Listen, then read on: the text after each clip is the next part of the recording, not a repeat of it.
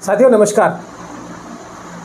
अभी अभी हमारे स्टूडियो का उद्घाटन हुआ भंते वीणाचार्य द्वारा और उसी सिलसिले में हमने आज एक और भंते जी को बुलाया हुआ है। इतिहास गवाह है कि भारत बुद्ध भूमि है। बड़े बड़े नेताओं ने, बड़े बड़े लीडरों ने, जहाँ तक हमारे देश के प्रधानमंत्री भी विदेश में जाते हैं तो कहते हैं भारत बुद्ध भूमि है और मैं बुद्ध भूमि से आया हूँ। हमारे देश के एक जानी मानी हस्ती है उद्योगपति की मिसेस, वो भी जब विदेश में जाती है तो कहती है मैं बुद्ध की भूमि से आई हूँ, लैंड ऑफ बुद्धा से आई हूँ।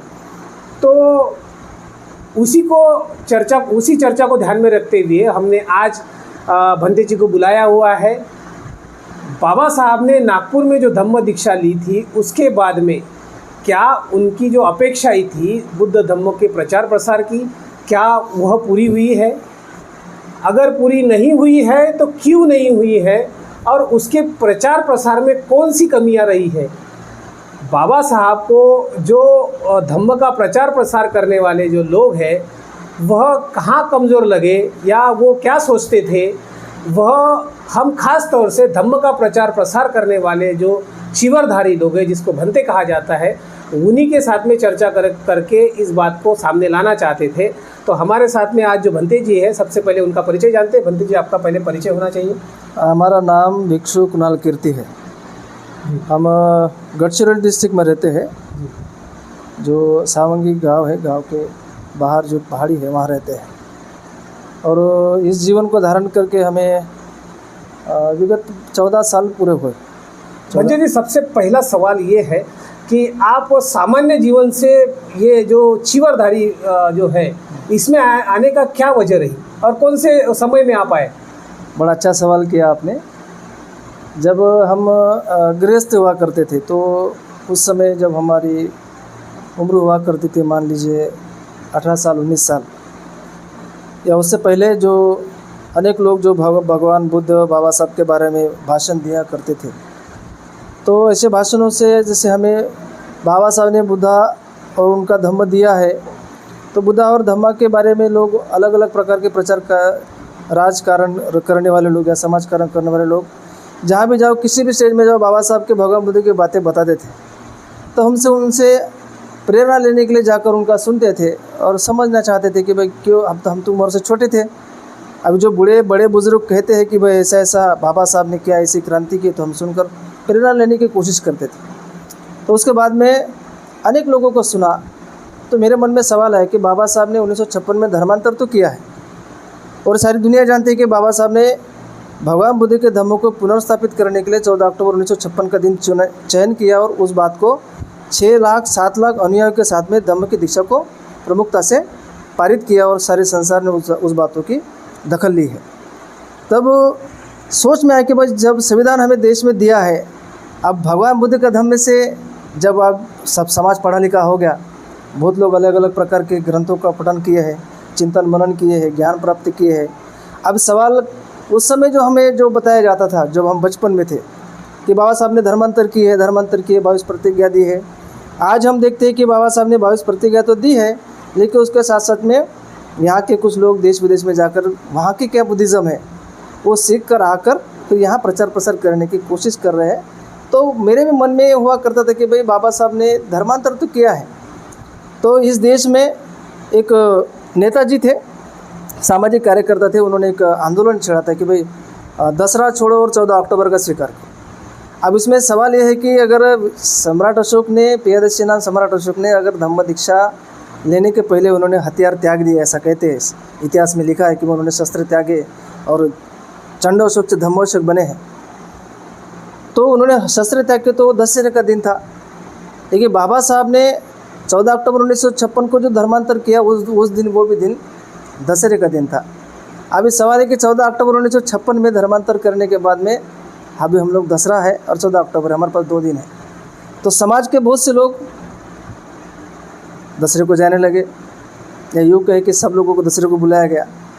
और कुछ लोग बुद्धिजीवी लोग हैं कि भाई जो सोचते थे कि भाई 56 का धर्मांतर होने के बाद में भी 50 साल पूरे हो गए, यहाँ अभी भी लोग दशहरे को आते हैं, दशहरे को आकर बड़े बड़े जो राजकीय लोग हैं, राजकारण करने वाले लोगों को यहाँ पर निमंत्रण देते हैं, बुलाते हैं, भाषण उनसे सुनते हैं, सुनवाते हैं। इसी प्रकार की बातें जब चल रही है तो एक इंसान कहता था कि भाई अगर ये सब हो रहा है तो भगवान बुद्ध के जो बुद्ध गया है आज जो प्रचार में है, जो अनेक लोग उसके लिए संघर्ष कर रहे हैं, और उनका नाम नहीं लूँगा, सब लोग जानते हैं, अनेक लोग संघर्ष कर रहे हैं कि भाई ये जो पॉलिटिकल लोगों को बुला के यहाँ धर्म का प्रचार प्रसार करने की कोशिश हो रही है, उस बातों को, और ससाई भंते जी ने जो आंदोलन छेड़ा था उस बातों को भी स्टडी किया। ये तो अभी दूसरा आंदोलन शुरू है। धर्मपाल अनागरिक जी ने किया वो आंदोलन अलग से 1892 में, अभी जो आंदोलन शुरू हो गया वो अलग से। ये तो सभी लोगों को पता है, देश और विदेश के लोगों को पता है, आज़ादी के पहले से लड़ाई चालू है, देश की आज़ादी की लड़ाई से पहले से चालू है। इसी प्रकार से तो वहाँ पर जो विषय रखा गया कि भाई दसरा छोड़ो 14 अक्टूबर का स्वीकार करो। अब यहाँ पर दो बातें सिद्ध होती हैं। अब 14 अक्टूबर क्यों स्वीकार करो और दसरा क्यों छोड़ो? दसरा भी उसी दिन में सम्राट अशोक ने शस्त्र त्याग कर चंडोशोक से धम्मोशोक बन गया। ये भी हमारे लिए महत्वपूर्ण दिन है। और बाबा साहब ने 14 अक्टूबर 1956 में जो धर्मांतर करके धम्म की दीक्षा ली और 6-7 लाख अनुयायी उनके साथ में थे। अब ये भी एक दिन है। अब वो दिन को तो हम नहीं जानते हैं, लेकिन इतिहास में हमारा इतिहास है, लेकिन बाबा साहब का धर्मांतर हमारा वर्तमान है। अब इस वर्तमान स्थिति को देखने के लिए अलग अलग प्रकार से लोग देखते हैं। तो एक प्राध्यापक खैरे जब इस दुनिया संसार में नहीं है, उन्होंने कहा कि 14 अक्टूबर 1956 में जो धर्मांतर बाबा साहब ने किया, आज के तारीख में इस पीढ़ी के लिए, जो पीढ़ी आज है, यही पीढ़ी ने उस बातों को समझना चाहिए कि बाबा साहब ने अगर 14 अक्टूबर 1956 को धर्मांतर नहीं किया होता तो दशहरे को सम्राट अशोक ने धर्मांतर किया है, ऐसा कोई बाहर का विदेश का आदमी हमें आकर बताने वाला था क्या? कोई था? अगर आपके जानकारी में हो तो अच्छी बात है। अगर जहाँ तक सवाल है पढ़ाई लिखाई का, अगर पढ़े लिखे लोगों को पता था, महात्मा फुले जी के पढ़ाई के साथ में हमारी पढ़ाई के रास्ते खुले हो गए। तो हमारे पढ़ने के अधिकार अंग्रेज़ों के शासन से हुआ है। यहाँ के मनुवादी लोगों ने हमारे लिए एजुकेशन के सारे दरवाजे बंद कर दिए। बंदी जी, मैं आपको रोकना चाहेंगे।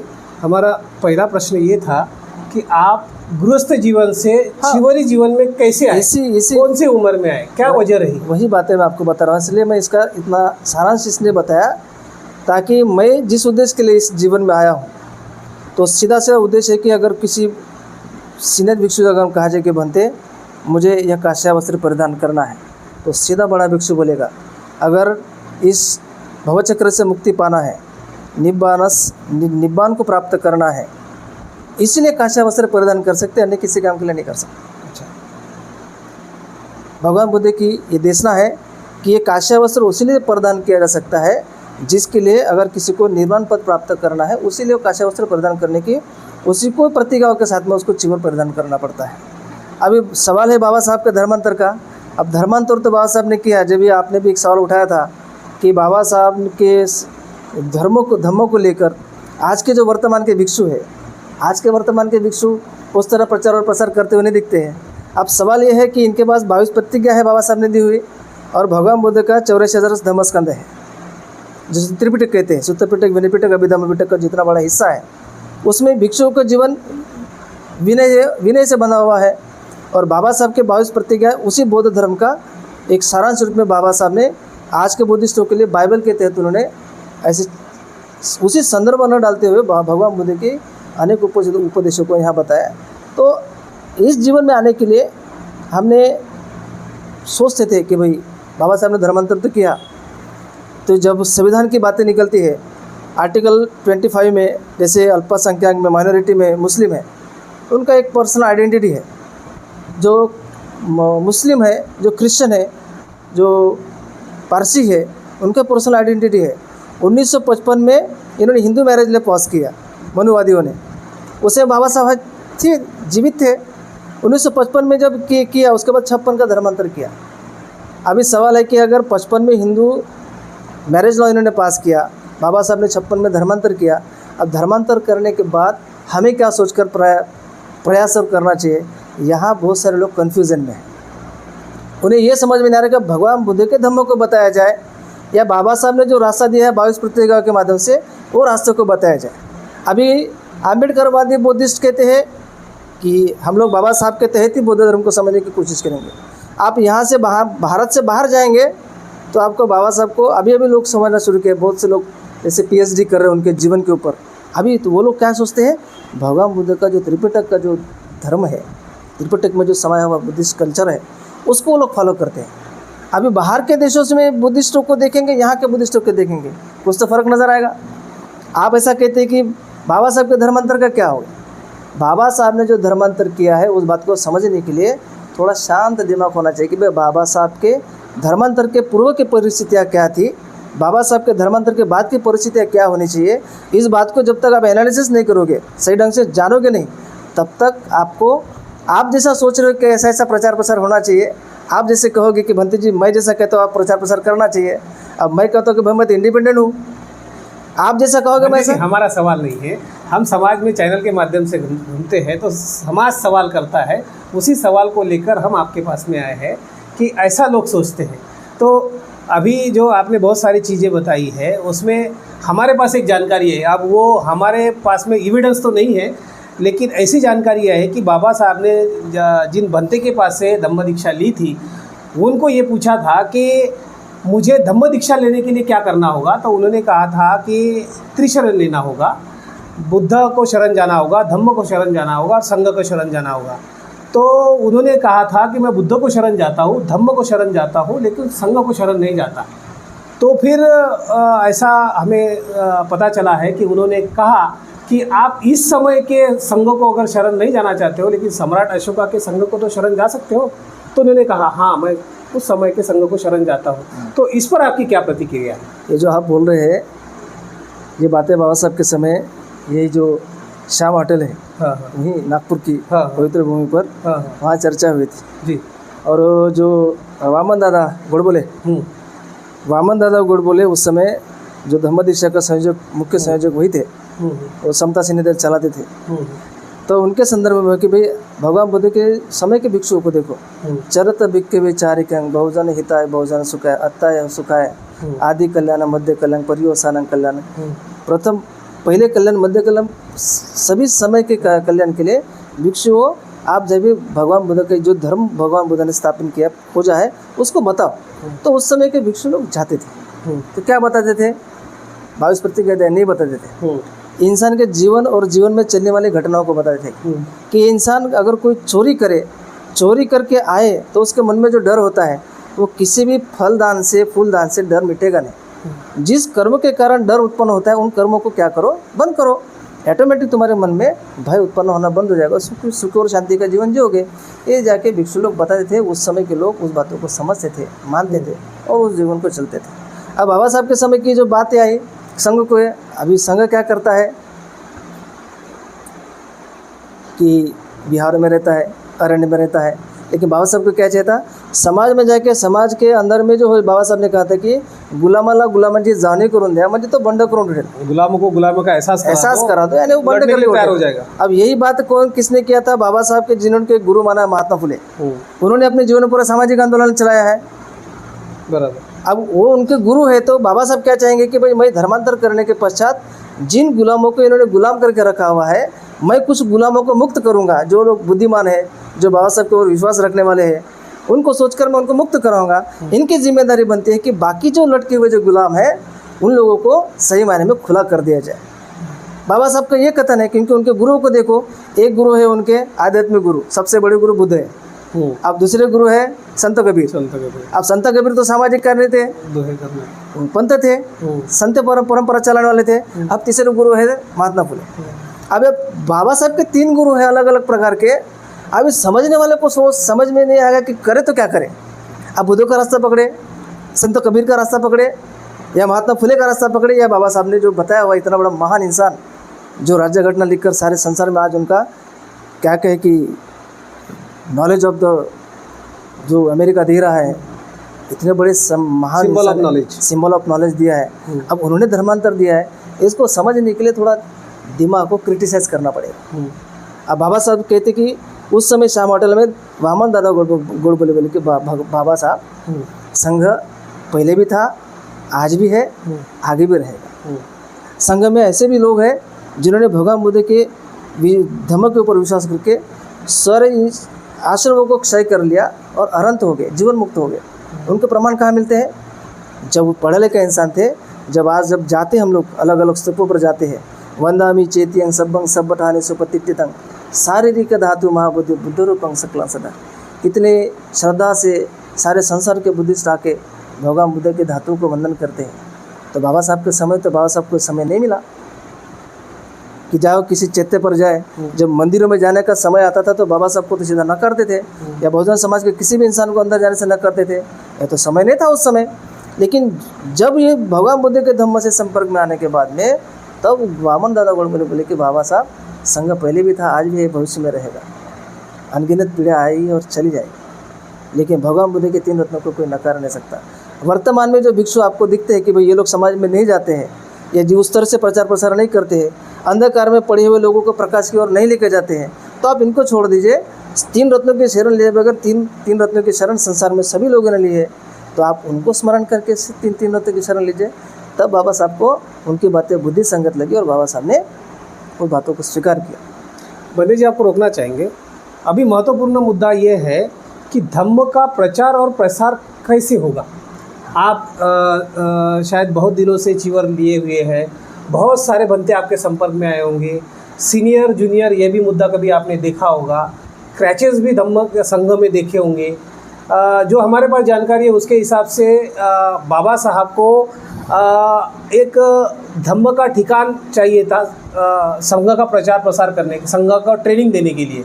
ये हमारे पास जानकारी है कि उनको ऐसा एक केंद्र निर्माण करना था, क्योंकि वर्तमान में ऐसा कोई ठिकान नहीं है हमारे पास में जो जानकारी है कि उनको संघ का प्रचार प्रसार करने के लिए ट्रेनिंग दिया जाए।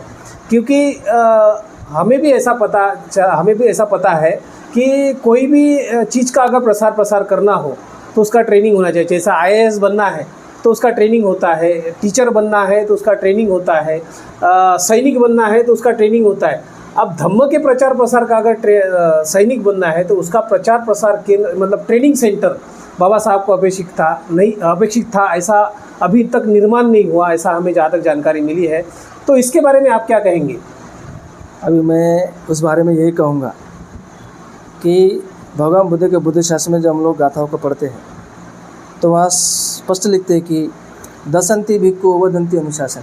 जो भिक्षु 10 लोगों को ट्रेनिंग दे सकता है, ऐसा कोई भिक्षु, विद्वान भिक्षु जो जानकारी भगवान बुद्ध के धम्म के रखता हो और 10 लोगों को संभाल सकता हो धम्म और विनय में, ऐसा भिक्षु 10 लोगों को ट्रेनिंग देता था। और 20 भिक्खु अवदंती अनुशासन थी। जो भिक्षु 20 लोगों को ट्रेनिंग दे सकता है वो 20 लोगों को दे सकता था। 30 भिक्खु अवदंती अनुशासन थी।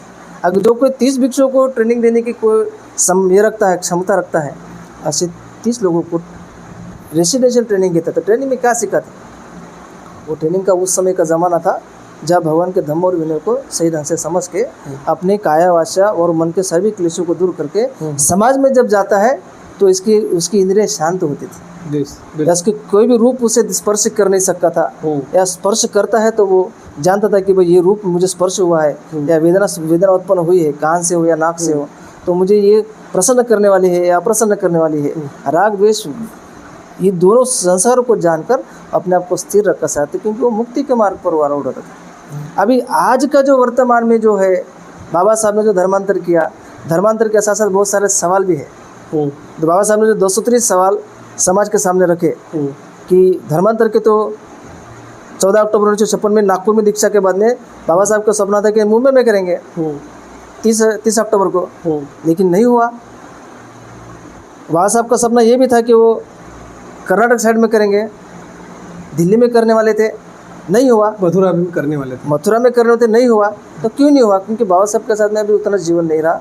या यूँ कहे कि खरा साहब ने जो किताब लिखी मैं भी पढ़ा हूँ, तो बाबा साहब के बहुत से संदेहजनक उनकी मृत्यु हुई या योग के परिनिर्वाण हो गया।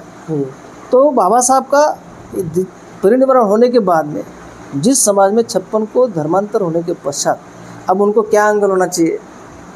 अगर किसी को भगवान बुद्ध जाके शिष्य जाके बताते थे, अभी बाबा साहब के ज़माने में जो भिक्षु तैयार हो गए, धम्म आया है, बुद्ध आया है, तो बुद्ध के भिक्षु जरूर आएंगे। अब बाबा साहब के वजह से धर्मांतर के बाद में बाबा साहब का सपना था, मैंने जो बोलते बोलते रह गए थे, दरे काला दरे कने दीक्षा, दरे को दरे कने दीक्षा देनी चाहिए।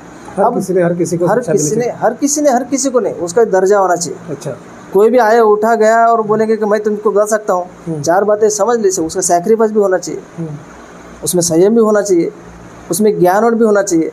बाबा साहब क्या कहते थे कि मुझे अच्छे पढ़े लिखे लोग भिक्षु चाहिए, जो निस्वार्थ भावना से ज्ञानी हो, त्यागी हो, निस्वार्थ भावना से समाज की सेवा करने वाले हो, उच्चतम पढ़े लिखे लोग होने चाहिए, जो सही भावना से समाज को स्वीकार यानी समझा के बताए। क्या समझा के बताए? जिस समाज की वर्तमान में निर्मित है, जिस तरह से समाज जीना सीख रहा है, जिस तरह आज के समाज को जिस तरह दबाया गया है, उस समाज को बाहर उठाने की क्षमता इस भिक्षु में होनी चाहिए। तो इस देश में 1950 को जो देश का संविधान हो गया, संविधान में जो दिए हुए demarcation of power of constitution है, फंडामेंटल राइट्स है, जिस फंडामेंटल राइट्स को बाबा साहब कहते हैं कि संविधान का ये आत्मा है, 32 को आत्मा कहते हैं, ये बेस है। ये देश की जनता को समझना चाहिए, देश की जनता को बताना चाहिए। और उसी संविधान के अनुच्छेद 25 में भारत के सभी नागरिकों को अपने विश्वास के आधार को लेकर वो किसी भी धर्म का प्रचार प्रसार कर सकता है या किसी भी धर्म का वो आस्था रख सकता है। ये इंडिपेंडेंस दिया। अभी देने के बाद बाबा साहब की उस बातों को अगर हम देखते हैं तो ये आज के वर्तमान के भिक्षु उस तरह से नहीं कर रहे कि बाबा साहब ने जो 10 सूत्री कार्यक्रम रखा, उन बातों को नहीं समझ पा रहे कि धर्मांतर के बाद हम भिक्षु की जिम्मेदारी है। बाबा साहब ने कॉन्स्टिट्यूशन में जो दिया है, राइट्स दिया है, उस बातों को सबसे पहले हर नागरिक को समझना चाहिए। वो चाहे भिक्षु रहे या कोई नौकरी करने वाला है या कोई रिक्शा चलाने वाला है, इस देश का नागरिक है तो उसे उस बात को जानना ही चाहिए कि मैं इस देश का मालिक हूँ। इस देश का मालिक क्यों हूँ? गवर्नमेंट सर्वेंट और गवर्नमेंट में डिफरेंट होना चाहिए। जो भी काम करने वाले जितने अधिकारी है गवर्नमेंट सर्वेंट है, सब लोग जानते हैं। तो गवर्नमेंट कौन है? बाबा साहब कहते हैं कि गवर्नमेंट इज पीपल। अब पीपल में मैं एक इंसान हूँ, आप भी एक इंसान है, अन्य लोग भी है। अगर मैं इस देश का मालिक का एक अंश हूँ तो मुझे क्या जानकारी होनी चाहिए? धर्म को आचरण करना उसका स्वतंत्रता है। मैं इस देश का मालिक क्यों हूँ? तो मुझे देश के डिमार्केशन ऑफ पावर, जिसको हम कहते हैं फंडामेंटल राइट्स की जानकारी होनी चाहिए पहली बात। और दूसरी बात है कि इस देश में पूर्व काल से बुद्ध की परंपरा आ रही है। जैसे जब आपने कहा कि देश के पंतप्रधान जाते हैं, नरेंद्र मोदी जी गए, मैं बुद्ध के देश से आया हूँ कहते हैं, सब लोग जानते हैं। ये अंबानी परिवार की जो अमीर घर की महिला गई, वो भी कहते हो I am coming from Buddha land of Buddha. तो बुद्धा के लैंड से आ रहे तो उनका चरित्र देखो। यहाँ अगर बुद्धा का लैंड है तो यहाँ भी जो बुद्धा के जो वहाँ हुआ है, बुद्ध गया में जो हुआ है, बुद्धा के लैंड में रहने वाले लोग बुद्धा को श्रेष्ठ समझेंगे या फिर सभी धर्मों को श्रेष्ठ समझेंगे। जिसको धर्म अच्छा लगे पालन करे, सुख शांति का जीवन जिए। लेकिन जब वो जाते हैं यहाँ आते तो कैरेक्टर अलग दिखता है। ये कैरेक्टर बाबा साहब को उस धर्मांतर के बारे में लोगों को समझाना था कि देखो, जो धर्म तुम्हें नीच कहे उस धर्म को छोड़ना चाहिए। जो धर्म तुम्हें नीच कहे उस धर्म को छोड़ना चाहिए। तो कौन सा धर्म अपनाना चाहिए? जैसे तार्किक दृष्टि से देखा जाए तो हम अगर कोई भी संसार का कोई भी इंसान अपने घर की कोई ज़रूरतों को चीज़ें लेने के लिए बाजार जाता है तो बिना जाने, बिना परखे, बिना समझे कोई भी चीज़, ना कपड़ा हो या सब्जी हो, कोई भी चीज़ बिना जांच परख के अपने घर में नहीं लेके आता। अब जो लेकर आता भी है तो बड़े विश्वास से लेकर आते कि भाई मैं जो चीज़ लेके जा रहा हूँ, मैं आश्वस्त हूँ कि ये चीज़ अच्छी है, मेरे बच्चों को दूंगा, मेरे परिवार को दूंगा या मैं किसी को भी दूंगा, ये कुछ दिन तो अच्छा काम करेगी, फॉरएवर नहीं चलेगी लेकिन कुछ दिन तो काम करेगी, ये आश्वस्त होता है। इसलिए बाबा साहब के उस धर्मांतर से लोगों ने ऐसा धर्म चयन करना चाहिए। कौन सा धर्म अच्छा है? धर्म को कंपैरेटिवली स्टडी करनी चाहिए, कंपैरेटिवली बताने की कोशिश इसी भारत में होनी चाहिए। ये बाबा साहब का सपना था। लेकिन आज कैसा हो रहा है? कंपैरेटिवली बताने की कोई कोशिश नहीं कर रहे हैं, सिर्फ टारगेट पकड़ रहे हैं। बाबा साहब ने 22 प्रतिज्ञा दी है तो 22 प्रतिज्ञा के आधार पर समाज क्यों निर्माण नहीं हो गया? ये बाबा साहब ने 22 प्रतिज्ञा नहीं दी है, वो लोगों के लिए आदेश है। इस 22 प्रतिज्ञाओं के बाहर तुम्हें नहीं जाना है। अगर 22 प्रतिज्ञाओं का आधार को तुम छोड़ कर जाते हो तो सबसे बड़े तुम लोग क्या हो? बाबा साहब के धर्मांतर का विरोध करने वाले हो। जो व्यक्ति धर्मांतर का विरोध करता है, विरोध करने वाली परिस्थितियों को निर्माण करता है, वो बाबा साहब का धर्म कैसे प्रचार करेगा? सारी जिम्मेदारी भिक्षु के ऊपर है।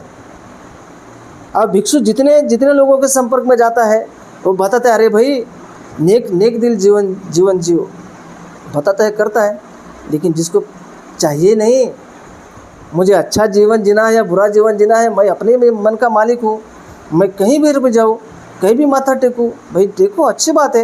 लेकिन बाबा साहब के धर्मांतर का क्या होगा? बाबा साहब के धर्मांतर के विषय में बाबा साहब ने इस देश के संविधान के जो अधिकारों को जानो, उस धर्म को खोजो जो धर्म तुम्हें नीतिमत्ता और विनय के साथ में अच्छा जीवन दे सकता है, उस धर्म को खोजो, तो खोज बुद्धि से उसको धारण करो और ऐसा समाज निर्माण करो जो समाज सही मायने में भगवान बुद्ध के अनुशासन में जीवन जीने वाला हो, इस देश के बारे में सोचने वाला हो, इस देश के नागरिकों के बारे में सोचने वाला हो, इस नागरिकों के सारे अधिकारों को खुशहाली से कैसे प्राप्त किया जा सकते हैं औरों को देने का प्रयास करें। ये सब बातें सोचकर धर्मांतर के बाद में प्रचार प्रसार होना चाहिए। बंदे जी, महत्वपूर्ण सवाल है, धम्म का प्रचार और प्रसार, आप चिवर में हैं, अगर हम लोगों को धम्म का ज्ञान बताने जाते हैं तो लोग हमारा नहीं सुनते, लेकिन चिवर का सभी आदर करते हैं।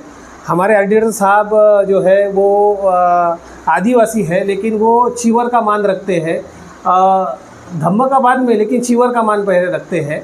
तो उसी तरह से बाकी धर्म के लोग भी चिवर का मान रखते हैं। परंतु धम्म का प्रचार प्रसार करने के बारे में जो सवाल है, तो वो धम्म का प्रचार प्रसार कैसे किया जाए, कैसे करना चाहिए? अभी आप शायद बहुत सालों से चिवर लेकर है, तो उसका प्रचार प्रसार कैसे करना चाहिए, कैसा होना चाहिए, क्या सोच रखते हैं आप? जो बाबा साहब सोचते थे उसी के साथ में आप क्या सोच रखते हैं? बाबा साहब ने भगवान बुद्ध के धम्म से ही बहुत सारी चीज़ें ली है, और समाज में जो वर्तमान में जो जीवन जी रहा है, कोई भी बोली भाषा बोल सकता है, कोई तेलुगु बोलने वाला है, कोई मराठी बोलने वाला है, कोई हिंदी बोलने वाला है, कोई पंजाबी बोलने वाला है, कोई हिंदी या उत्तर भारत का है, कहीं का भी हो, तो अपने अपने तरीके से। तो इंसान के प्रगति के दो रास्ते बताए भगवान बुद्ध ने, प्रगति करने के दो रास्ते बताए। क्या है? नीतिमत्ता और विनय। अब नीतिमत्ता क्या है?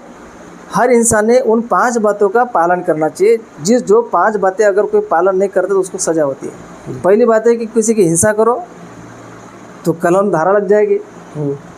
अब हिंसा नहीं धारा लगती है, फिर भी समाज में हम लोग क्या देखते हैं, जिसने किया है उसको दंड मिलेगा, दंडित होता है। चोरी मत करो, चोरी करेगा पकड़ा जाएगा, दंडित होगा। व्यभिचार मत करो, व्यभिचार करेगा परस्त्री को, परपुरुष को अकारण से अगर तकलीफ में अगर देके धारण करेगा तो गलत बात हो जाएगी। अब बोलते हैं कि झूठ मत बोलो। अब वाणी से सिर्फ एक ही चीज़ है कि झूठ मत बोलो। झूठ बोलने से अनेक लोगों का नुकसान हो सकता है। भगवान ने क्या कहा? नीतिमत्ता भी नहीं। नीतिमत्ता किस बात में? मैं झूठ नहीं कहूँगा। किस बात से लिए झूठ नहीं कहूँगा? जो मुझे समझ में नहीं आता है वो समझता है करके बोलना भी झूठ है। मुझे जो समझ में नहीं आता है, मुझे समझता है ऐसा कहना भी झूठ है। तो भगवान कहते हैं, बाबा साहब कहते हैं कि नीतिमत्ता में जो बातें किसी को दुख दे ऐसी बातें मत करो। किसी का दुख दे यानी जो अधर्म की बातें करता है उसे दुख तो होना चाहिए क्योंकि वो अधर्म है। जो किसी को दुख देने और झूठ मत कहो। झूठ बोल, जो उसने झूठ बोला उसको भी दंडित करते हैं। और नशा पता मत करो। अब नशा पता करने का प्रावधान ऐसा है कि जो इंद्रिय है, ऐसे ही आँख को, कानों को या वाणी को या जीवा को या शरीर को या मन को नियंत्रण में कौन कर सकता है? नियंत्रण में करना इतना आसान है? इतना नियंत्रण में आसान नहीं है। जब इंद्रियों पर हमारा कोई नियंत्रण नहीं है, वैसे अनकॉन्शियस माइंड में कॉन्शियस नहीं है, स्थिर नहीं है, अब उसमें अगर दारू पिएगा तो अनकॉन्शियस हो जाएगा, भड़क जाएगा। तो उन बातों को जब दो समाज में देखो, हम लोग जब लोगों को बताते हैं कि दारू पीने वाला इंसान दारू तो पीता है, उसको ये भी नहीं पता कि मेरे पैसे भी गए हैं, पैसे देकर नशा करता है और मज़ा करता है। अभी अगर दारू पीने वाले के सामने अगर कोई शादी हो रही है, उसका संबंध किसी शादी से नहीं है, वो कहीं बाहर का इंसान है, दारू पी के नशे में है, बैंड बज रहा है, बैंड के साथ में ऐसा नाचता है जैसे मानो उनके फैमिलियर्स में से को। क्यों नाचता है? क्योंकि उसको अच्छा लगता है। अब वही इंसान, जो साधारण इंसान जो नाचता नहीं है, वो जोर से नाचेगा, पीने के बाद में अनकॉन्शियस है। अब दूसरी बात है, अगर किसी ऐसी जगह पर जाए जहाँ मृत्यु हो गई, दुख का माहौल है, अब दुख के माहौल में जाता है, जो साधारण इंसान जो रोता है उसको दुख होता है कि भाई कोई अपना प्रियजन गया है, कोई दोस्त गया है, कोई फैक्ट्री जल गई, कुछ भी हो गया। अब जो दारू पीता है उसको आप गौर करो, वो ज़्यादा स्पीड से रोता है। यानी साधारण इंसान से जोर से ज़्यादा रोते हुए दिखता है, यानी उसका संतुलन नहीं रहता। अगर संतुलन इंद्रियों के ऊपर हमारा संयम नहीं है, असंतुलन है, तो अगर असंतुलित इंसान अगर कोई द्वेष को पकड़ेगा तो हानि करेगा, राग को पकड़ेगा तो राग मूलक संस्कारों को जतन करेगा, अपनी हानि करेगा। इसलिए भगवान कहते हैं कि 5 जो कर्म है ये नीतिमत्ता में आते हैं। 5 कर्मों को नीतिमत्ता के साथ में सारे संसार के प्राणियों ने ग्रहण करना चाहिए, ऐसा नियम कहता है। अभी नियम के बाहर जीने वाले आप लोग बहुत लोग जानते हो, जिनके आप नाम लेते हो, कितने लोग नियम से जीते। इसी भारत में ये भारत में सोने की चिड़िया कहे जाने वाला देश, यहाँ की चीज़ वहाँ उठाने के लिए लोगों को शर्म आती थी। ये अगर इसके घर में यहाँ कुछ चीज़ें पड़ी हुई है, सोना है या कोई भी चीज़ें हो, अरे भाई मैं इसकी चीज़ें उठा कर लेके जाऊँगा तो मुझे क्या लाभ होने वाला है। अगर इसकी मैं चीज़ उठाता हूँ तो मेरा अकुशल कर्म हो जाएगा, चोरी हो जाएगा, चोरी मेरा बुरा कर्म होगा, उस बुरे कर्म का मुझे पाप कर्म से मुझे मेरा नुकसान हो जाएगा। ऐसे सोचने वाला भारत का समाज आज क्या है। इस भारत के समाज में जिसकी जितनी चीज़ मिल जाए हमारे लिए लाभकारक है। देखते ना बोधगया जबरदस्ती कब्जा करके बैठे हुए, 84,000 स्तूपों को क्या हुआ, कब्जा करके बैठे हुए। आज वैसा समाज है क्या? ये नीतिमत्ता। नीतिमत्ता यानी स्वयं सुख से रहो और औरों को भी सुख से रहने दो। अब है विनय, उन विनय को भिक्षु के लिए विनय दिया है, कैसा बैठना है, कैसा उठना है, कैसी बात करनी है, कितनी बात करनी है, खाते समय क्या है, सोते समय क्या है, ये हर बातों को भिक्षु को नियम दिया है। तो जी यहाँ पर एक रोकना चाहूँगा, इसी से रिलेटेड एक सवाल है कि हम समाज में जब जाते हैं तो कुछ सवाल आ रहे हैं खास बुद्ध से रिलेटेड लोगों से कि परित्राण मतलब वो भी ब्राह्मणिज्म से रिलेटेड है या जो ब्राह्मणों में जो कार्यक्रम किया जाता है वही परित्राण है, क्योंकि ऐसे सवाल आ रहे हैं समाज से। तो इसके बारे में आप क्या कहेंगे कि भाई परित्राण करना चाहिए या नहीं करना चाहिए? वही बात है आपसे मैं कह रहा था कि एक बात तो पूरी हो गई नीतिमत्ता की। ये नीतिमत्ता का पार्ट है, जीवन में ऐसा तरह जीवन जीना है। अगर नहीं जीते हो तो अपनी भी हानि करोगे या पकड़े जाओगे तो आपको नुकसान हो जाएगा। अब है नहीं, विनय की बात है ना। अब ये परित्राण तो बहुत बात की बातें है। अभी परित्राण यानी कैसा है कि आप अलग अलग विचारों से लोग लेते हैं, ओकेशन में लेते हैं, किसी बातों से भिक्षु को बुलाते हैं, भिक्षु को बुला के धर्म चर्चा कराते हैं। धर्मोधामन सकच्च कहते हैं कि धर्म में हमारे हितों के लिए क्या कहा गया है, उस बातों को जो जानता है वो थोड़ा समझा है। उससे कोई लोग क्या परितदेशना कहते थे पूर्व काल में, अभी परित्राण करे, वो संस्कृत में परित्राण हो गया। वो परितदेशना भगवान बुद्ध के काल से भिक्षु और भिक्षु संघ को बड़े बड़े राजा महाराजा गरीब लोग अनेक लोग भगवान बुद्ध को बुलाकर भोजन दान कराते थे, उनसे धर्म सुनते थे, पूजा नहीं करते थे, धर्म सुनते थे। धर्म सुनने के लिए उत्सुक हुआ करते थे। बंदी जी यहाँ पे थोड़ा सा धर्म या धम्म, क्योंकि ये भी एक सवाल है, बहुत बार सवाल आया है, धम्म या धर्म, इसमें क्या तफावत है? इसमें देखिए आपने हर बार धर्म कहा है। धम्म धर्म, धर्म यानी धम्म स्वभाव का कहा। स्वभाव क्या है? आग का धम्म क्या है? आपका आग का धर्म है जलना और जलाना। अगर जलाना और जलाना अगर उसका स्वभाव नहीं तो उसको आग कहोगे क्या? आग नहीं कह सकते। पानी का स्वभाव क्या है? शीतल होना और शीतल करना, वो उसका स्वभाव है, गुणधर्म है, उसी को धम्म कहते हैं, प्रकृति के धम्म है, तो वो धम्म हो गया। अब उसको धर्म में कहते लोग। धर्म भी आजकल कैसे कि ईश्वरवाद से जोड़कर धर्म की व्याख्या करते हैं। धम्म प्रकृति के स्वभाव का कहा गया, नेचर के लॉ को कहा गया, वो धम्म है।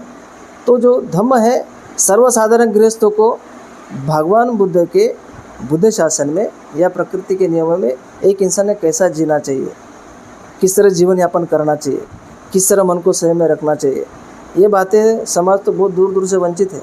आज पढ़े लिखे लोगों को भी देखो, एक उदाहरण से समझो, बहुत बड़ा ज्ञानी था, इतना ज्ञानी कि उसके पास इतने सारे किताबें, इतने सारे किताबों को स्टडी, बहुत बड़ी बड़ी किताबें, बड़ा विद्वान इंसान था। लेकिन विद्वान होने के पश्चात भी उसको कहीं ना कहीं लगता था कि भाई मैं इतना तो विद्वान हूँ। आपने जो कहा कि चिवरधारी को लोग सम्मान देते हैं, मैं तो इतना बड़ा विद्वान हूँ, विद्वान होने के बाद भी मेरे मन में अशांति क्यों है? विद्वान चाहते हैं कि ऐसा लोग करे, ऐसा करे, मेरी प्रशंसा करे या नहीं करे, सम्मान करे नहीं करे। तो जितना वो द्वेष से भरता है, एक ज्ञानी के पास जाता है। कौन सा ज्ञानी? जिसको आप कहते हैं कि भिक्षु है। अभी भिक्षु को लोग सम्मान करते क्या? आज देखो कितने सारे अलग अलग प्रकार के भगवा धारण करने वाले लोग हैं, अलग अलग वेशभूषा धारण करने वाले लोग हैं। अगर भारत की बातें कहें तो हिंदुज़म में है, लिंगायत में है ना, पास्टर होते, फादर होते हैं या मौलवी होते हैं, अलग अलग धर्म के अलग अलग लोग। सब लोगों को देखकर मन में भावना जागती है कि भाई गुरु है। कोई विशेष एक भिक्षु को देखकर जागेगा ऐसी बात नहीं है। कोई जो ग्रह त्यागी जैसा दिखता था भाई ये त्यागी है, उसको देखकर वो भावना जागती है। तो भावना जागने के पश्चात जब वो ज्ञानी इंसान सोचता था कि भाई मैं इतना पढ़ा लिखा इंसान लेकिन इतना द्वेष से भरा हूँ, शांति नाम की चीज़ नहीं, सोता हूँ, 1000 प्रकार के विचार अपने मन में होते हैं, तो इसको क्या किया जाए। तो किसी सूफी फकीर के पास जाता है ज्ञानी इंसान, तो बोलते कि देख मैं ये पर इतना ज्ञान है, मैंने खुशी की बात है, लेकिन इतना ज्ञान होने के बाद मैं असंतुष्ट क्यों हो रहा, अशांत क्यों दिखता हूँ, क्या कारण है मैं अशांत हूँ, तो आप मुझे कुछ रास्ता बताओ। अब एक बात है, आप सोचिए इतना बड़ा पढ़ा लिखा इंसान, ज्ञानी इंसान, और ये घर बार छोड़ के घूमने वाला, गांव के बाहर रहने वाला, शांत है, समझ रहे मेरी बात को। तो वो कहता है कि मैं आपको क्या दे सकता हूँ, मैं आपको ज्ञान नहीं दे सकता, तो क्या कर सकता हूँ, मैं कुछ नहीं कर सकता। आप जहाँ हैं वहाँ खुश है, लेकिन अगर जहाँ है मैं वहाँ खुश हूँ, अच्छी बात है खुश हूँ, लेकिन मेरे भीतर में वो एनालिसिस करते हैं कि मैं भीतर से असंतुष्ट हूँ। ज्ञान होने के पश्चात या ज्ञान नहीं होने के पश्चात वो असंतुष्ट हूँ ये स्वीकार करते हैं, वो ईमानदार है, वो इंसान ईमानदार है, चाहे किसी भी संप्रदाय का हो, ईमानदार है कि मैं असंतुष्ट हूँ ये स्वीकार करता है। फिर भी वो कहता है कि नहीं, आप बाहर से घर बाहर छोड़ कर रहते हो, कुछ तो आपके पास में होगा, तो आप मुझे वो बातें बताओ। तो वो क्या कहता है, देख मैं बताऊंगा, 2 शर्तें, मैं जो करूंगा उसको देखना होगा। जहां आपने विरोध किया उस समय से आपकी और हमारी दोस्ती ख़त्म, ना आप मेरे गुरु हैं ना मैं आपका गुरु हूँ, आप मेरे चेला नहीं, मैं आपका गुरु नहीं।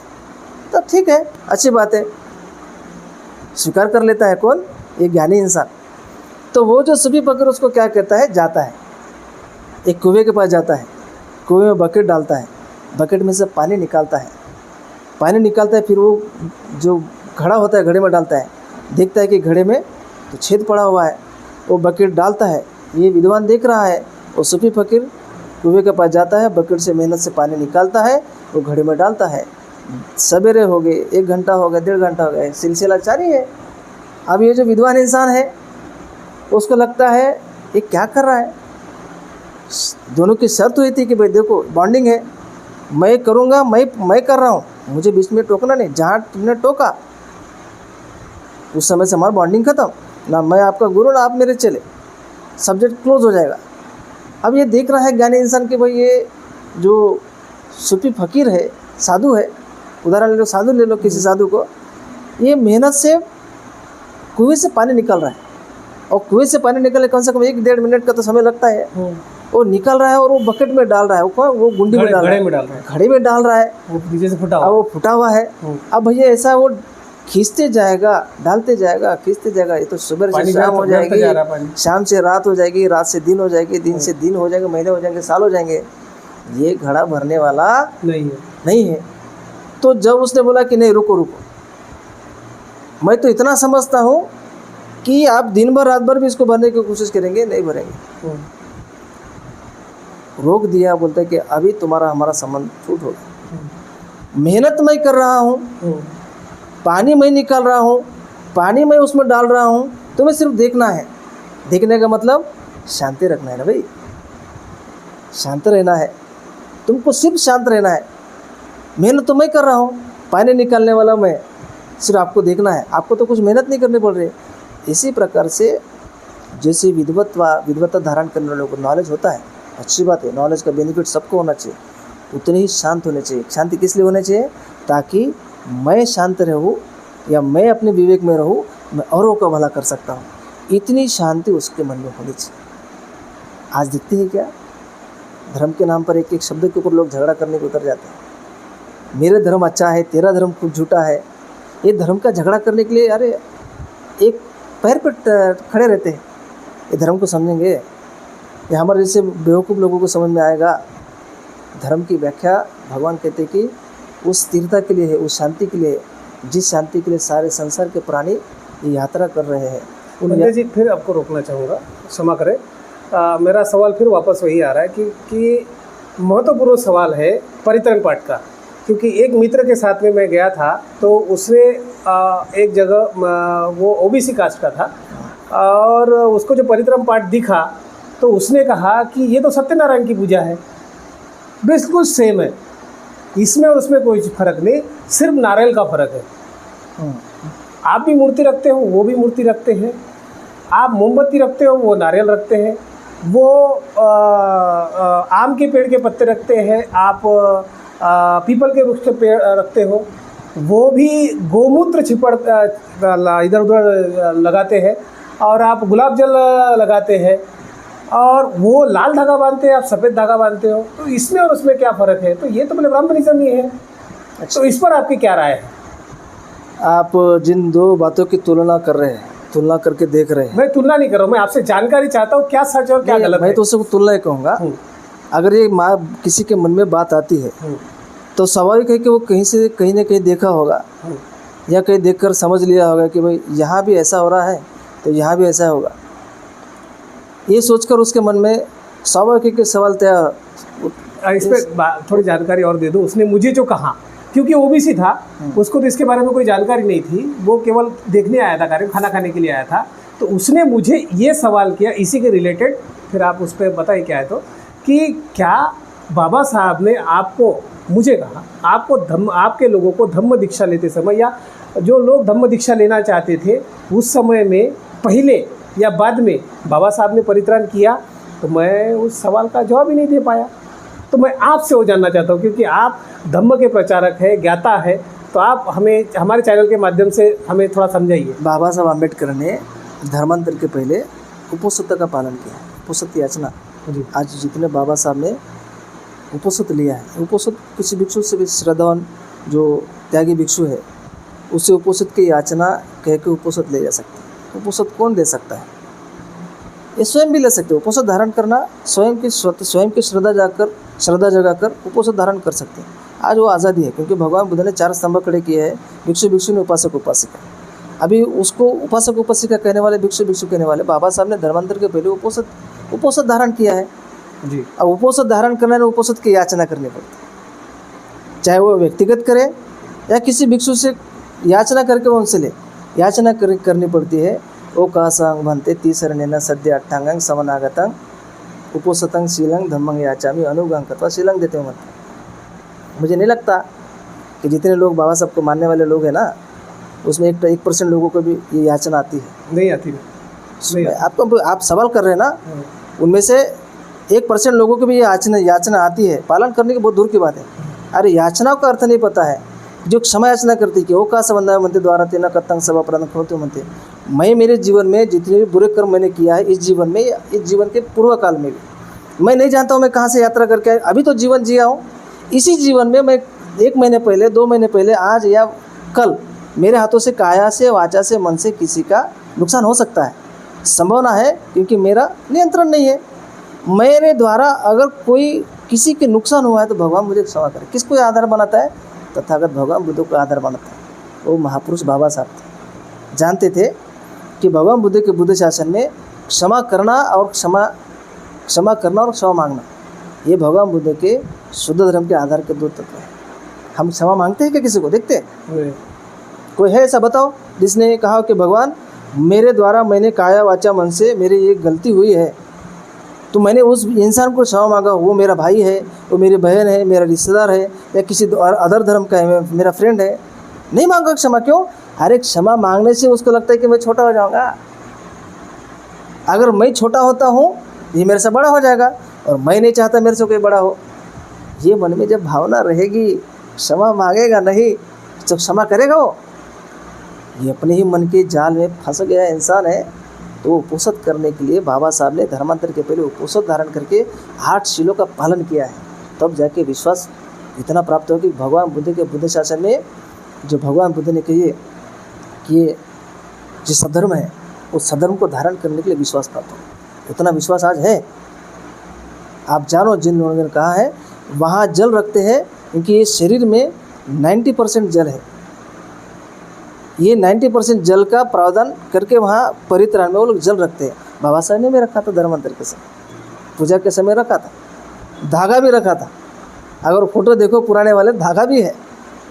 तो यहाँ वो फूल क्यों रखते हैं? भगवान बुद्धिज्म में फूल रखने का कि भाई जो फूल हम जिस बागीचे से तोड़ कर लाए हैं, जहाँ हम चढ़ा रहे हैं, फूल से कोई लाभ नहीं होगा। फूल तो मुर्दा है, फूल में कोई जान नहीं है। जब तक वो पेड़ को लगा होता है तब तक सुंदर होता है। 1 दिन 2 दिन 4 दिन तक अच्छे से रहेगा। जैसे तोड़ा उसका विघटन शुरू हो जाएगा। आपने तोड़ते हुए नहीं देखा, तोड़ा हुआ लाया, भगवान के पास सजा के रख दिया। अब देखते हैं फूल का क्या गुणधर्म है। तोड़ के लाया हुआ फूल धीरे धीरे मुरझा जाएगा। क्यों मुरझा जाएगा? उसका स्वभाव है कि जैसा अभी हमारा शरीर दिख रहा है युवा अवस्था में या तरुण या इस बचपन में, ये उसकी अवस्थाएं हैं। ये अवस्था के लिए रखा जाता है। और बड़ा विश्वास है बुद्धिज़्म में कि जो भगवान बुद्ध ने लिच्छवी लोगों के गणराज्य में वैशाली में जब है ना आनंद भंते जी को जब वहाँ दुर्भिक्ष हुआ था, जहाँ रतन सूक्त का पठन भगवान बुद्ध और भगवान बुद्ध के अनुयायी ने किया था, वहाँ पर सूत्र बनाकर आनंद भंते जी को बोलकर ये जल छिड़काव करके सूत्र बांधा गया। उसको आधार बनाकर बड़ी श्रद्धा से, क्यों श्रद्धा से? श्रद्धा किसको कहते हैं? जिस व्यक्ति को भगवान बुद्ध के धम्म के संघ के प्रति विश्वास है वो श्रद्धावान। ये श्रद्धा नहीं कि मैं मानता हूँ, अरे तेरे मानने से क्या होगा, तेरे नहीं मानने से क्या होगा। तेरे मानने से नहीं मानने से कोई बड़ा छोटा होने वाला नहीं है। भगवान बुद्ध के धम्म के प्रति मेरे मन में कितना विश्वास है, मैं किस विश्वास से कहता हूँ कि भगवान बुद्ध का धम्म अच्छा है, उस विश्वास को धारण करने वाले महापुरुष बाबा साहब अम्बेडकर जब अपने जीवन में धारण करते हैं तो अपने जीवन को देखो कितना स्ट्रगल करके उन्होंने भगवान बुद्ध के धम्म को फिर से पुनर्जीवित किया। अब जो लोग परित्राण में इस तरह से सामान रखते हैं, हम उनको बताते हैं, दे ये सुगंध दिख रहा हो अगरबत्ती का, जिधर हवा जाएगी उधर जाएगी। तो भगवान क्या कहते हैं? शील की सुगंध, शील है न सुगते अंत। शील ही वो मार्ग है जिसका अंत अच्छा होता है, अच्छा मार्ग मिलता है, अच्छे मार्ग से जीत जाता है। तो शील ऐसे है कि 10 दिशा में उसका क्या है, प्रवाह के विरुद्ध दिशा में उसकी प्रशंसा होती है। क्यों? अच्छा गुण धारण करते हैं। इतने अच्छे गुण धारण करने के पश्चात गुण धारण करने वाली पूजा, और जहाँ बोल एन के एन प्रकार एबरा के एबरा गिली बिली लड्डू बड़े शक्कर मिल जाओ। मैं ये भगवान मेरा पति है, मेरी बहन है, मेरी चाची है, मेरा नाती है, मेरे नाती अच्छा हो जाए, मेरे चाची अच्छी हो जाए, मेरा पति अच्छा हो जाए, तो मैं तुझे क्या करता हूँ? ये तेरे नाम से फूल चढ़ाता हूँ, ये मैं तेरे नाम से नारियल चढ़ाता हूँ, या यूँ कहूँ कि अगरबत्ती चढ़ाता हूँ, धूप बत्ती अष्टगंध भी चढ़ाती हूँ। अब मैंने तुझे चढ़ा दिया भगवान, अब मेरा भला कर दे, अब मेरा भला कर दे। अरे गधा इंसान, अपने बुद्धि का इस्तेमाल बाजार में करता है, पूजा में अपने बुद्धि का इस्तेमाल नहीं करेगा। अगर पूजा में अगर बुद्धि का इस्तेमाल नहीं करेगा तो तू किसी प्रकार का भी धार्मिक हो नहीं सकता। तू तो अधर्मी इंसान है, जो उसको क्या कहते हैं? अंधभक्त कहते हैं। जिसकी बुद्धि में पर्दा पड़ा हुआ है वो अंधा है, अंधा है। इतनी सीधी सोच अगर कोई सोच नहीं सकता है तो मैं तो उसको कहूँगा कि ये अकल का अंधा इंसान है। कहाँ की बातें कहाँ सोचता है। ये बाबा साहब के धर्मांतर के पश्चात अगर हर इंसान ने 22 प्रतिज्ञाओं को आधार बनाकर अपने जीवन में एप्लीकेबल किया होता। एजुकेशन करना बुरी बात नहीं, एजुकेशन करना चाहिए, एजुकेटेड होना चाहिए। एजुकेटेड कौन सा होना चाहिए? तुम चाहे जो पढ़ो, MA पढ़ो, BA पढ़ो, D.Ed करो, चाहे जो पढ़ना है पढ़ो, बिल्कुल पढ़ो। पढ़ाई करना ही अनिवार्य भाग है, आपको पढ़ना है। उसके पश्चात क्या हो गया? पढ़ने के बाद में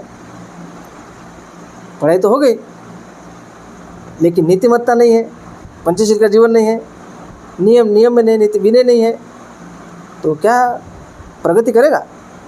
बाबा साहब के ये 22 प्रतिज्ञा हमारे लिए प्रतिज्ञा नहीं है, उसी के आधार पर जीवन जीना है। उसी 22 प्रतिज्ञाओं को आधार बनाकर कॉन्स्टिट्यूशन में अनुच्छेद 25 में अमेंडमेंट करना है, ताकि समाज जैसा रीति रिवाज, चाल रीति, परंपरा और संस्कृति को धारण करता है, कॉन्स्टिट्यूशन में अमेंडमेंट किए जा सकती है। ये प्रावधान बाबा साहब ने रखा है। वो अमेंडमेंट करके, जैसे मुस्लिम की पर्सनल आइडेंटिटी है इस देश में, क्रिश्चियनों की पर्सनल आइडेंटिटी है, वैसे ही बुद्धिस्टों की पर्सनल आइडेंटिटी होनी चाहिए। इसके लिए बाबा साहब ने वामन गोडबोले से जो कहा था, वामन ये बुद्धगया का मैटर उस समय आया था वामन दादा गोडबोले बोले बाबा साहब जिस बुद्ध भगवान को आप देने वाले हो, धर्मांतर करने वाले हो, वो बुद्ध भूमि ब्राह्मणों का वहाँ कब्जा है। अगर आप कहो, मैं ये बातें उनसे कहा चंद्रपुर में सुनी थी, चंद्रपुर में जब 1992-93 की बात है, जब वो आरपीआई के किसी भी जो जितने नेता है उनके वो 14 अक्टूबर 1956 के बाद में कभी वो दीक्षा में भी दिखे नहीं है। किसकी बात? 14 अक्टूबर 1956 के बाद में वामन गोडबोले कभी दीक्षा में पर दिखा होगा। अगर किसी को दिखा होगा तो हो सकता है कि जो अगर मुझे जो बताया गया तब से उन्होंने नहीं गए, क्योंकि बाबा साहब के धर्मांतर के विरोध में कार्य शुरू हो गया था, इसलिए वो नहीं गए। तब उन्होंने कहा था, मैंने बाबा साहब के कहा था कि बाबा साहब आप मुझे ऑर्डर दो, जो लोग वहाँ है ना उनको यहाँ खींच के लाऊंगा। तो बाबा साहब ने कहा कि वामन पहले मुझे बुद्ध होने दे, पहले मुझे बौद्ध होने दे, पहले मुझे बुद्ध होने दे। मेरे बुद्ध होने के पश्चात मैं सारे देश के लोगों में जाके जो लोग बाबा साहब के ऊपर विश्वास करते थे, बाबा साहब जो भी कहेंगे ये हमारे लिए पूर्व दिशा होगी, उसकी एक भी दिशा हम लोग विरुद्ध नहीं जाएंगे। ऐसा समाज आज समझने के लिए, क्योंकि वरना वैसा झेल रहा है, समझने के लिए तत्पर है, समझेगा वो उसको इस सद्धर्म के आधार पर लोगों को इकट्ठा करेंगे और कॉन्स्टिट्यूशन में अमेंडमेंट करने की अमेंडमेंट करके अपन पर्सनल आइडेंटिटी निर्माण करेंगे। तब कह सकते हैं हम भारत में पर्सनल आइडेंटिटी रखने वाले बुद्धिस्ट है। भारत का पूर्व काल का बुद्ध धर्म, सम्राट अशोक काल का बुद्ध धर्म, और आज का इस देश में कॉन्स्टिट्यूशन है। कॉन्स्टिट्यूशन सम्मत जो इस देश में बुद्धिज़्म अगर स्थापित होता था तो जितने भी 84,000 बुद्ध स्तूप है ना, जहाँ पांडवलिनी कहते हैं, अरे तेरा पांडवलिनी अगर कॉन्स्टिट्यूशन में अगर हमारा बेस होता बुद्धिज़्म का, तेरी पांडवलिनी को तो हम ऐसे उड़ा के फेंके थे। जो जिसका कोई जन्म नहीं हुआ है वो कहाँ से पैदा आके इतनी बड़ी बड़ी लेनी बनाएगा। ये जो संभ्रम इन्होंने तैयार किया है, उस संभ्रम को सारी बातों को तोड़ने के लिए बाबा साहब ने ये धर्मांतर करके इतनी सारी बातें हमें दी है। तो कुछ लोग कहते हैं कि 56 के धर्मांतर के बाद में हम क्या है, बुद्धिस्ट है। अभी जो लड़ाई चालू है ना, आप भी अपने आप को बुद्धिस्ट कहते होंगे, क्या प्रमाण है आपको बुद्धिस्ट है? हमारे पास कोई प्रमाण नहीं, क्योंकि बाबा साहब के जाने के बाद में आइडेंटिटी हुई नहीं, सरकार ने हमारी आइडेंटिटी, अरे भाई अभी तो हम आपसे कह रहे हैं ना, आइडेंटिटी नहीं की बुद्धिज्म की भगवान बुद्ध के धम्म को मानने वाले लोगों में की क्या आइडेंटिटी है? एक जो पंचशील का पालन करता है और अपना नुकसान करता है, ना किसी को नुकसान करता है, वो अच्छा इंसान है। धार्मिक कानून तो आइडेंटिटी नहीं हो रही ना। हाँ, यही बात है। बाबा साहब ने जो कानून बनाया उस कानून के अंतर्गत सभी धर्मों की आइडेंटिटी हो रही, लेकिन बुद्ध धर्म की कोई आइडेंटिटी ही नहीं है। क्या वजह से हो सकती है उसकी? यही बातें हैं, यही बाबा साहब के धर्मांतर को समझने की भूल हुई, ऐसा मेरा मानना है। अगर कोई विद्वान है, कोई जानकार है, उनको अपना पर्सनल मत हो सकता है। बिल्कुल, आर्टिकल 19 में मैं भी अपने मत रखने का मेरा फंडामेंटल राइट है, मैं रख सकता हूँ, उसको कोई विरोध नहीं कर सकता। मैं गलत हो सकता हूँ, किसी के बोलने से हो सकता है, उसका ओपिनियन होगा। मेरा ओपिनियन कहता है कि बाबा साहब के धर्मांतर के बाद हम लोगों ने बुद्धिज़्म को पर्सनली आइडेंटिफाई करने के लिए कॉन्स्टिट्यूशन में अमेंडमेंट के लिए बोलना चाहिए था, आंदोलन करना चाहिए था।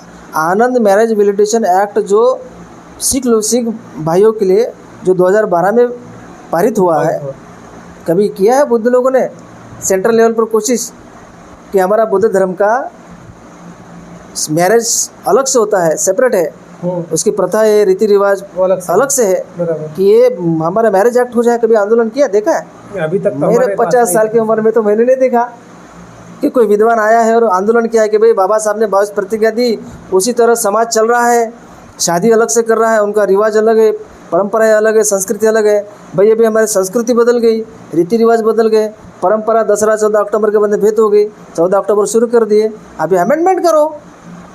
केंद्र सरकार पर दबाव बनाना चाहिए, राज्य सरकार पर दबाव बनाना चाहिए। अगर दबाव नहीं मानते तो इनको किसी को वोट नहीं करना। अगर राजकारण करना ही बहुत बड़ी बात है, जब तक हमारे समाज के हितों की बातें नहीं होगी तब तक हम किसी को वोट नहीं देंगे। मैं जब से भिक्षु बना हूँ उसके पहले से मैंने किसी को वोटिंग नहीं की। मुझे जनता के हितों के लिए, हितों को जानने वाला को दिखाई नहीं है, मैं किसी को वोट नहीं किया। मेरे पर्सनल बता रहा हूँ आपको जी। मैंने जब वो कलेक्टर को बोला था कि मुझे इसमें से कोई भी उम्मीदवार पसंद नहीं है, उस समय ईवीएम मशीन नए आए थे। अच्छा, उस समय में वो नोटा का वो नहीं था? हाँ, नोटा नहीं था, कोई भी पसंद नहीं? कोई भी मुझे पसंद नहीं है, मैं न्यूट्रल हूँ। इनमें से कोई भी उम्मीदवार, मैं जैसा देश के नेताओं को समझना चाहता हूँ, या अनुभव करना चाहता हूँ, उनमें से एक भी मुझे कैटेगरी में नहीं दिख रहा है, मेरे सोच के हिसाब से नहीं दिख रहा है, तो मुझे राइट होना चाहिए कि उसमें सेपरेट होना चाहिए, ताकि मेरा वोटिंग लिस्ट में नाम बना रहे। बंदे जी, यहाँ पर हम रोकते हैं। एक और महत्वपूर्ण सवाल है। हम समाज में जाते हैं तो ख़ास तौर से बुद्धिज़्म में बाबा साहब को मानने वाले और बुद्धा को मानने वाले, ये दो अलग चीज़ें लग रही है, दिखाई दे रही है। जैसा कि बाबा साहब के मानने वाले क्या है कि पढ़ो, आगे बढ़ो, ये एक बात आ रही है। लेकिन वही पढ़ने वाले बुद्धा को मानने वाले, वो केवल परित्राण करते हैं और मेरा काम ख़त्म हो गया। और या फिर ऐसा भी हो रहा है कि जो उसके प्रचारक है, जो धम्म के प्रचारक है, जिस पर विश्वास लोग रखते हैं, वह भी जब उनके घर में आते हैं परित्राण करते हैं, लेकिन उनको यह ज्ञान नहीं दे रहे हैं कि उन्होंने जो मुझे बुलाया है, मेरे चीवर का मैं ध्यान रख के मुझे बुलाया है, तो मुझे इनको क्या देना है, आगे चल के इन्होंने क्या करना चाहिए। बस वो आते हैं, कुछ वो जो गाथा है बोल देते हैं, आधा घंटा। मैं भी खुद उसमें का भुक्तभोगी हूँ कि परित्राण करने आते हैं, बंती जी आते हैं और बहुत सारा आधा घंटा 1 घंटा वो बहुत सारा पाली भाषा में बोलते हैं और बस वो खाना खाते हैं या फिर फल फ्रूट लेकर निकल जाते हैं। लेकिन हमें कुछ समझ में नहीं आता कि आगे चल के हमें क्या करना है। इस पर आपकी क्या प्रतिक्रिया है? देखिए, इस पर कि जो परंपरा शुरू है, अब परंपरा में अलग अलग परिवारों से बिलोंग करने वाला, अलग अलग विचारों से प्रेरित होकर मानता तो बाबा साहब को भगवान को है, तो उन गाथाओं को कहता है, जैसे सारे संसार के भिक्षु कहते हैं कि गाथाओं में ज्ञान है, गाथाओं में शिक्षा है। उन शिक्षा को धारण करने वाले लोग चाहिए, या धारण करने वाले होने चाहिए, धारण करना चाहिए। तो गाथाओं को कहने का मतलब ऐसे बहुत सी गाथाएं हैं, जैसे करणीय मत सूक्त है, भगवान बोलते मैत्री सूक्त है, जो महामंगल गाथा है। महामंगल गाथा में भगवान बुद्ध ने जो समाज के हितों की बातें कही है कि 12 वर्ष तक, अब देव और मनुष्य बोलेंगे तो ये सब्जेक्ट अलग चला जाएगा। हाँ, वो अलग है। 12 वर्ष तक उन्होंने सोचा, अभी आप और दोनों चर्चा कर रहे हैं उसी विषय। हम तो अभी बस प्रचार कैसे हो, प्रचार की बातें कर रहे हैं। हम इसलिए नहीं सोच रहे, ये कभी सोचा नहीं। 12 साल तक उन्होंने सोचा कि भाई इंसान एक दूसरे का दोस्त होकर एक दूसरे का विरोध करता है, घृणा करता है, संपत्ति बटोरने की कोशिश करता है, द्वेष करता है। ऐसा क्यों करता है? उसका ऐसा स्वभाव क्यों है? ऐसा कभी सोचा है कि किसी समाज के लोगों ने? वो गाथाओं का विश्लेषण है कि 12 साल तक देव लोगों ने चर्चा की कि देव और मनुष्य, जिसके पास में देखो बहुत बड़ा बंगला है आज के वर्तमान में, छोटा बंगला है, छोटा सा घर है, अपने रहने जितना अच्छे से रह सकता उतना है, उसके मन में जाके झाँक के देखो, संतुष्ट है क्या? अगर संतुष्ट नहीं है, मैंने जब भी कहा था कि संतुष्ट नहीं है, तो उस संतुष्ट को दूर करने के लिए या संतुष्ट को प्राप्त करने को प्रयास किया है क्या? उसको पूछो, प्रयास किया है? जैसे मैंने अभी कहा ना, भाई ये नारियल ले, ये फल ले, या अष्टगंध ले, ये धागा बांधते जा, तेरा कल्याण हो गया।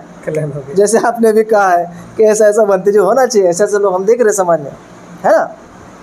तो इसी प्रकार से उन गाथाओं में कि भगवान कहते कि असेवनाच बालाना पंडितानंच सेवना पूजाच पूजनीयान एतंग मंगलवत। मैं मूर्खों की संगति में नहीं रहूँगा, अच्छे लोगों की संगति में रहूँगा, उससे मेरा कल्याण है, उसमें मनुष्य का कल्याण है। मनुष्य क्या है? देव और मनुष्य का कल्याण है। असेवनाच बालाना पंडितानंच सेवना पूजाच पूजनीयान एतंग मंगलवत। अब इसी एक गाथा का अगर शुरू में देखोगे, संसार में जब जियोगे, जाते हो, किसको मूर्ख कहोगे? मैं मूर्खों के संगति से दूर रहना, सज्जनों के संगत में रहना उत्तम मंगल है। ये पहली गाथा का है, जहाँ पाली में भी बताया गया है, उसका विश्लेषण किया गया हुआ है। अब मूर्ख किसको कहोगे? ये सवाल है, किसे कहेंगे? मूर्ख किसको कहोगे? अगर भगवान बुद्ध के बुद्ध शासन से कहोगे मूर्ख किसको है? जिसको न इंद्रियों पर नियंत्रण है, न वाणी पर नियंत्रण है, और बका जा रहा है, बोला जा रहा है, खाया जा रहा है, पिया जा रहा है, राग जगा रहा है, द्वेष जगा रहा है, वो मूर्ख है। जहाँ कोई नियंत्रण नहीं है, जो नियंत्रण प्रस्थापित कर चुके ऐसे भिक्षु जो प्रयास कर रहे हैं, ऐसे लोगों की संगत में रहो तो उत्तम मंगल है। अभी यहाँ आज के समाज में देखो, खा पी के सब लोग अच्छे हैं, जो परित्राण कर रहे, भिक्षु को बोला के सुन रहे, वो गाथा बोल रहा है, गाथा के पीछे जो अभ्यास स्टडी है, शिक्षा है, उस शिक्षा को ग्रहण नहीं कर रहा है। इसलिए परित्राण में गाथा बोलने के बाद में भिक्षु को कोई भिक्षु है जो अच्छे से बताते हैं, हमसे भी अच्छे से बताते हैं, हमसे बड़े बड़े भिक्षु है, कोई छोटे भी है, बताते कि भाई ऐसा ऐसा है, इस गाथा में ये कहा गया है, मूर्खों की संगत नहीं करना। मूर्ख तुम किसको बोलोगे? जो बार बार झूठ बोलता है, जो बार बार चुगली करता है, जो बार बार अज्ञान फैलाता है, वो तो पापी इंसान है, झूठा इंसान है, अब मूर्ख है। ऐसे मूर्खों के साथ तुम्हें नहीं रहना चाहिए। तो तुम्हें क्या करना चाहिए फिर? अरे भाई बाहर जाओगे तीनों लोगों से पाला पड़ेगा,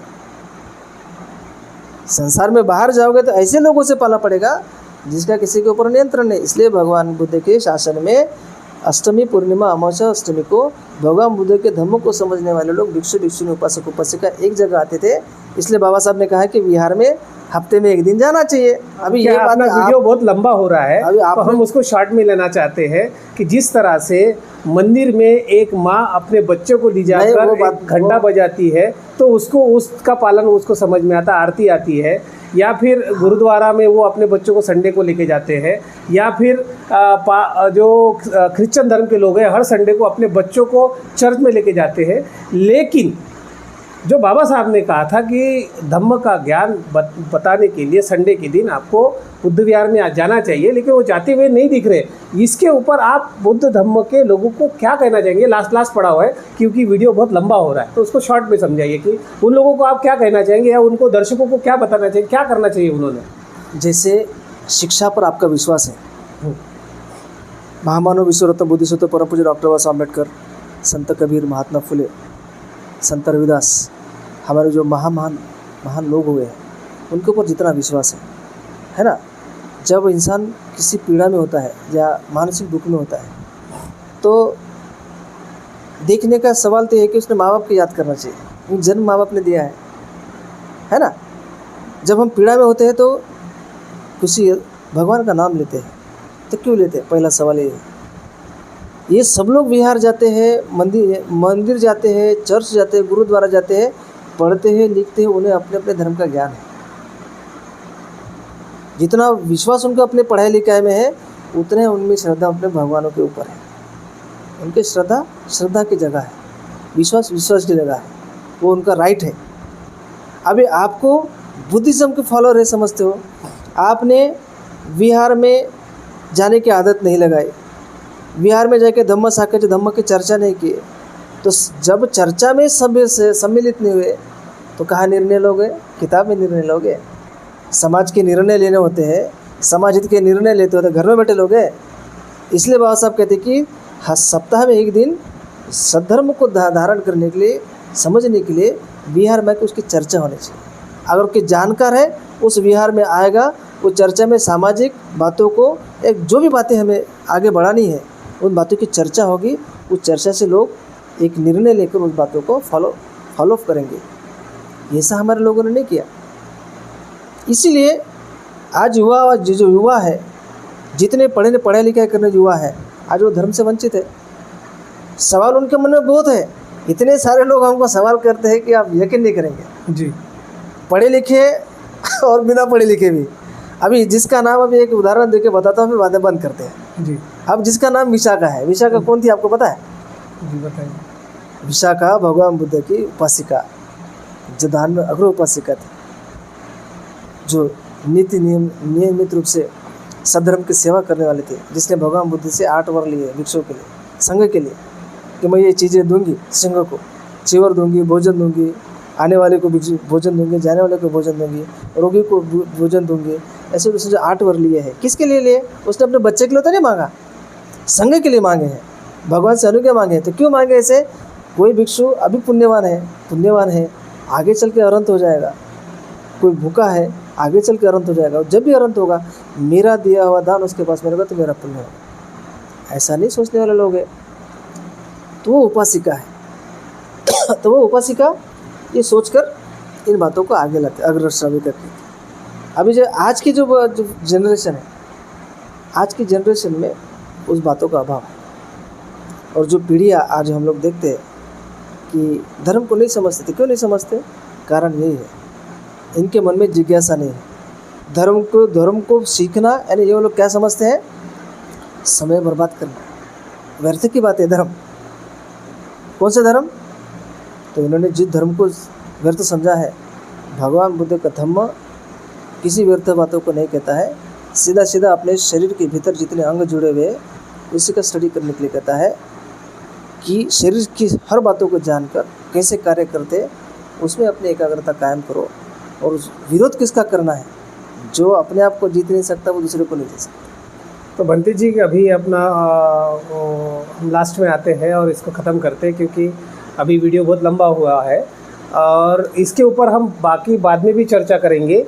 जिस विषय पर चर्चा हुई है वो विषय बहुत महत्वपूर्ण है और विषय एक शॉट में समझाया नहीं जा सकता। विषय बहुत लंबा है और गहरा है, परंतु महत्वपूर्ण सवाल यही है कि भारत लैंड ऑफ बुद्धा होने के बाद, बुद्ध की भूमि होने के बाद, हर व्यक्ति भारत का बुद्धिस्ट होने के बाद में भी भारत में बुद्ध का धम्म का अभाव है। जो बुद्ध को मानने वाले लोग हैं वह भी बुद्ध, अभी भंते जी के द्वारा ही ये पता चला है कि जो बुद्ध को मानने वाले जो लोग हैं वो भी बुद्ध धम्म से अज्ञात है। जो कहते हैं कि मैं बुद्ध धम्म का अनुयायी हूँ, परंतु वह भी बुद्ध धम्म से अज्ञात है, उनके पास भी बुद्ध धम्म की जानकारी नहीं है। क्यों नहीं है? क्या वो सही मायने में बुद्ध है? चर्चा से ये भी मुद्दा एक सवाल में आया है कि सभी धर्मों का एक नियम है, एक कानून है, तो क्या बुद्ध धम्म का कोई कानून बना हुआ है? जिस तरह से शादी का है, बुद्ध धम्म का अलग शादी का एक उपाय है, एक पर्याय है। बुद्ध धर्म में अलग रीति से रिवाज से एक शादी होती है, तो उसके लिए क्या कानून है? बुद्ध धम्म की पहचान अभी तक नहीं हुई है, बुद्ध धम्म की गिनती नहीं हुई है, बुद्ध के लोगों की गिनती नहीं हुई। क्या कारण हो सकता है इसके पीछे भी? ये सभी बातों का क्या सोच है? आप क्या सोच रखते हैं? बुद्ध धम्म के प्रचार प्रसार के बारे में बंते जी ने जो आपको जानकारी दी है, मैंने जो सवाल उठाया है, इसके बारे में आप क्या राय रखते हैं? तो इसके बारे में आप कमेंट बॉक्स में ज़रूर बताएं। और भंते जी को आगे चल के और बुलाना है और चर्चा करना है, भंते जी के साथ में और क्या सवाल उठाने चाहिए, भंते जी से और क्या सवाल के जवाब लेने चाहिए, इसके बारे में भी आप कमेंट बॉक्स में लिखिए, ताकि आने वाले समय में हम ये भंते जी के साथ या और भंते जी के साथ या कौन से भंते जी को हमने बुलाना चाहिए, क्या सवाल रखना चाहिए, इसके बारे में भी आप कमेंट बॉक्स में रखिए। हमारे चैनल को अभी हमने इसका स्टूडियो का उद्घाटन किया है। हमारे स्टूडियो में और किसी भंते जी को बुलाना चाहिए या और किन लोगों को बुलाना चाहिए, इसके बारे में भी अपनी राय रखिए। हमारे चैनल को अगर आप यूट्यूब पर देख रहे हैं तो इसको सब्सक्राइब कीजिए, फेसबुक पे देख रहे हैं तो इसको फॉलो कीजिए, इंस्टाग्राम में देख रहे हैं तो इसको भी आप आगे बढ़ाने का काम कीजिए, लाइक कीजिए, शेयर कीजिए, सब्सक्राइब कीजिए। यहीं पे हम इसको रोकते हैं। नमो बुद्धाय। भंते जी धन्यवाद।